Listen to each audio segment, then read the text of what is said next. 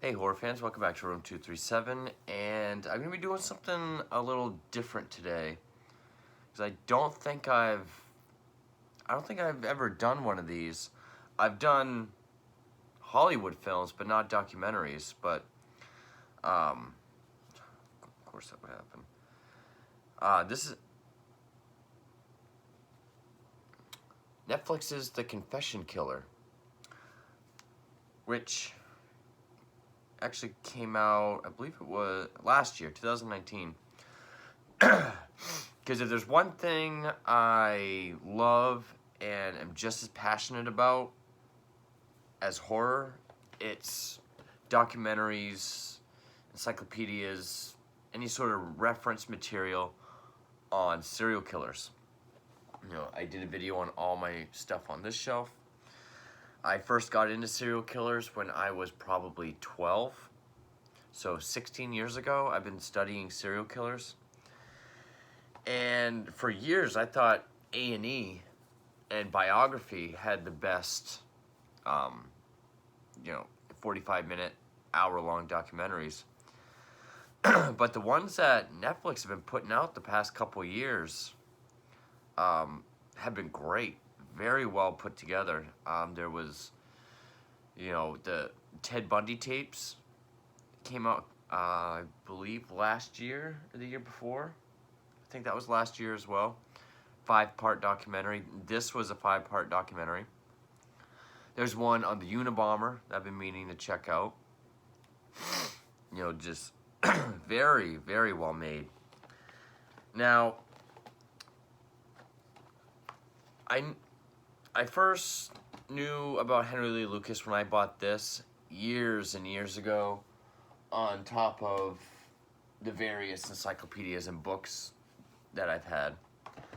As far as films go, we have one of my favorite films, Henry, Portrait of a Serial Killer, which is more of like a fictionalized account on what we know about Henry Lee Lucas. Highly fictionalized, but there is a lot of historical stuff in there. Great film. I have reviewed this, so check that out. Now, who Henry Lee Lucas is he was a guy who was born in, directed by Robert Kenner and Taki Oldham. Released December 6, 2019 to Netflix. And it's about how Henry Lee Lucas, after he was apprehended or gave himself up in 1983, he just started confessing to murders. Just confessing. First it was over 100, then it was 200, he admitted to 300, over 600.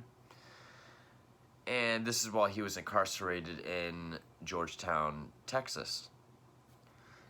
And the documentary is a mixture of all of his confessions and how it's possible how he could have done all these murders, and then once they started, and how we might have unearthed the most prolific serial killer of all time, because this was coming up in the mid-'80s. It was a huge phenomenon and fascination with serial killers.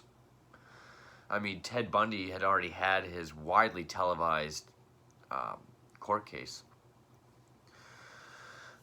So, first part is a little bit about him, how he comes from rural Virginia. Mother was a prostitute, would bring men home, force him to watch, beat him, supposedly kill any pet that he had, would never take him to the doctor for any sickness or injury. It didn't really mention in this, but it mentioned in this how he somehow got stabbed in his eye when he was a child, and that's why he's always had like the droopy eye. His father was an alcoholic who lost his legs in a railroad accident, who would just sit in the other room after he lost his legs, or while he still had them, just get up and leave while she was entertaining her customers. Then he, at the age of 19 or 20, he killed her, had sex with her dead body. He was arrested. He served some time. Then he got out and he went on an 8-year killing spree. Most of the time with a buddy he met named, I've always said Otis Toole, but a lot of people do say Otis. I heard even Henry call him Otis, who was a mentally impaired homosexual man. They were, lovers, killing buddies. They became the prime example of the highway buddy killers. That's how they were able to remain so undetected, because they'd be in this state, they'd shoot someone, then they'd strangle someone in that state, stab someone in that state, always moving, always having different methods. The first episode is called Everything Except Poison, because he admitted that he killed in every way imaginable except for poison. And when he started, his last 2 victims, which one was his young teenage lover, Freda Powell, who he called Becky, which was Otis Toole's niece, and Kate Podge, I believe that was her name, Podge. This elderly 80-something-year-old woman whom they were living with, and they suspected that he killed Becky. Kate found out about it, then he killed her, had sex with her dead body. Then he turned himself in, supposedly found Christ, and while he was incarcerated, he was asking about unsolved cases across the country and was just confessing to everything. So the documentary really looks at, okay, did he really do all these? At first, it kind of points us in the direction of, it's possible.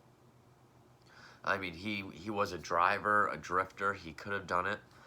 But then the documentary takes a shift about how the sheriff,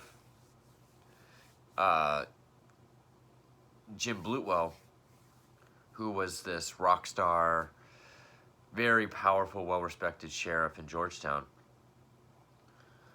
really liked the idea of all these solved murder cases. That it seemed like Henry was sort of coerced into confessing. They would always target other people for trying to find the truth. Like this one DA, they kept trying to fuck with his career. Every time he would unearth something that's like, well, that doesn't make right. That doesn't seem right. It's kind of hard to talk about documentaries because, and I said this on my In Search of Darkness documentary review, because you're pretty much just reciting all the information, so then you have the person that, people that you recommend it to have nothing to watch.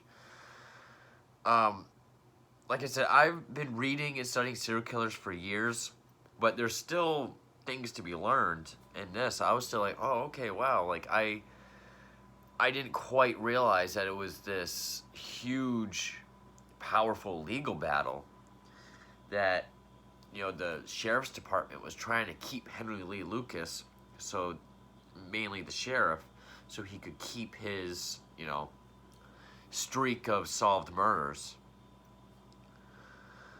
And, got to know a little bit, tons of interviews and tapes with Lucas. There was this woman named Clemmy who was the sort of the prison chapel nun who became the only woman that was ever nice to him. They became very close friends. He did become very close friends with the sheriff, because Lucas was very testy.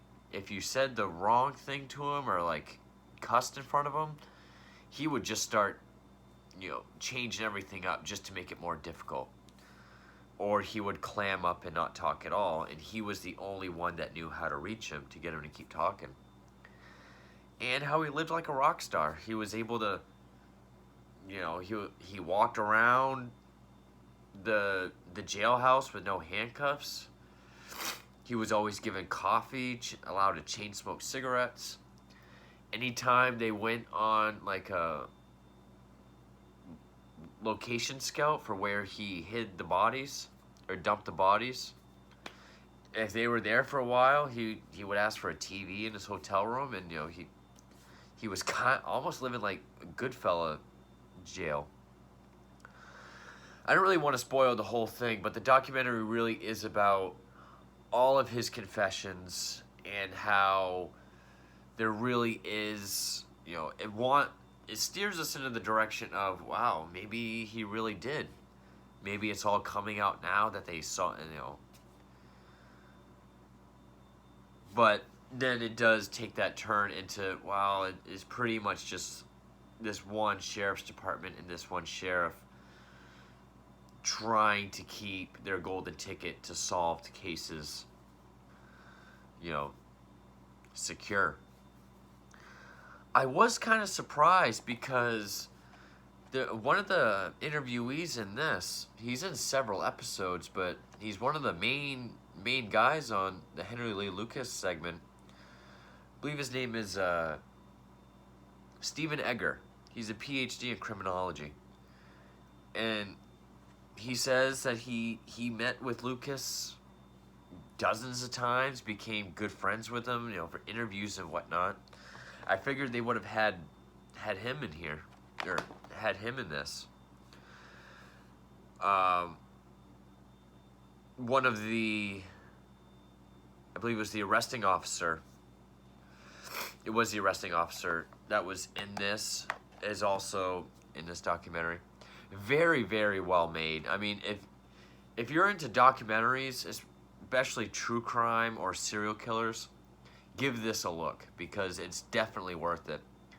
Even if you think you know everything about any given serial killer, especially notorious ones like Henry Lee Lucas, I can guarantee there's still stuff to be learned that you can pick up from here. We also get testimonials from the families about how, I was so glad when they said it was Henry Lee Lucas, because now we have a name and a face, we can have closure. And then when other tests started coming out saying it wasn't him, how pissed off they got. Talks about how, I don't really want to spoil anything, but if you study serial killers, it's common knowledge how, there was a big thing about his clemency from when young George Bush was still governor of Texas. And there's a lot about the victim known as Orange Socks. This woman who was found completely naked except for orange socks, which was the one death sentence conviction he had of the 11 convictions that he was given, which Orange Socks is referenced in this film as well. I hope Netflix keeps making these, because they, again, very well done, very informative, very fast-paced. I mean, they move at a very steady, not boring pace. There's other ones on there that are not Netflix exclusive, I don't think. There's like the Jeffrey Dahmer Files, which I don't think is a Netflix film, but that one's good as well. Of course, the Ted Bundy tapes, that new Unabomber one. There's another Unabomber one called Manhunt, which I believe is just about the hysteria that he caused. There's a good, I think it's like 52 minutes, an interview with Arthur Shawcross. That's kind of old. I don't think that's Netflix exclusive, but there is a lot of notorious serial killer material on there. So yeah, definitely, if this is your kind of material and you like documentaries, The Confession Killer, Henry Lee Lucas. Try saying that 5 times fast. Henry Lee Lucas. It's definitely worth your time. I mean, I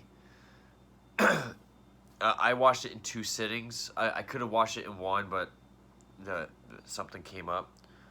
The Bundy tapes was 5 episodes, 5 hours, and I watched all that in one sitting. Like, they're all very well made, and I thoroughly enjoyed it. But yeah, and I want to do more of these serial killer documentaries as they come along, which I've been meaning to get to more films about serial killers, or just doing videos about, you know, little informative, I guess, documentary bits on individual serial killers, because this is one of my all-time biggest passions, and it has been for most of my life. So, you know, I would be really glad if people were into it and trusted my knowledge. You know, I would refresh myself, obviously, but yeah. So, Confession Killer, Henry Lee Lucas, awesome documentary. I really enjoyed it. Thank you for watching.